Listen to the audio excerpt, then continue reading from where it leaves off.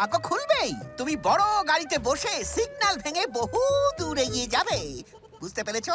যাও যাও যাও, আরে দক্ষিণাটা দিয়ে যাও। এই নিন। নমস্কার, বসুন।